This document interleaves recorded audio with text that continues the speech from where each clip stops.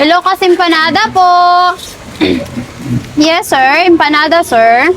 Ma'am, magkano po yung Ilocos empanada po natin, ma'am? Meron kaming cheesy special, sir. Ito po yung pinaka-bestseller namin, sir. Bigyan mo nga ako, ma'am, ng isang order po. Sige po. Sir, pag natikman nyo po yung Ilocos empanada namin, sir, talagang babalik-balikan po ni.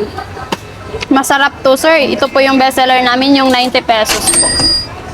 Hindi na rin ako magtataka, ma'am, kung bakit kayo dinudumog dito, no? Yes, sir. Ang haba talaga ng pila namin, sir.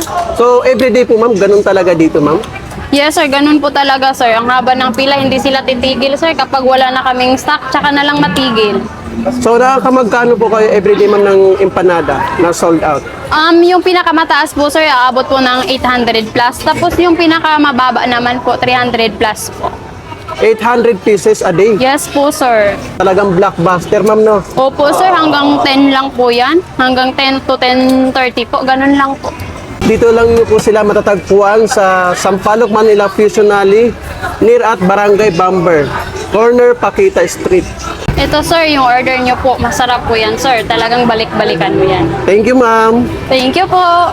Yan guys, try natin ang kanilang Ilocos empanada dito po yan sa Fusion Alley. Yun, no? Try natin, guys.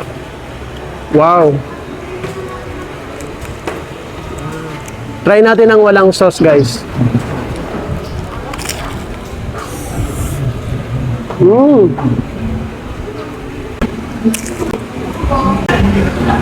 Sarap. Ang lagyan natin ng sauce.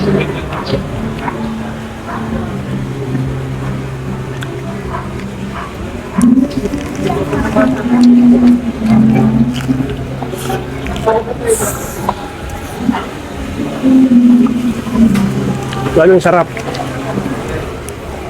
Yun, may egg pa sa loob. Anong masasabi niyo sir sa produkto namin? Hindi na talaga magtataka guys kung bakit sila pinipilahan dito. Grabe. Napaka-solid na ano.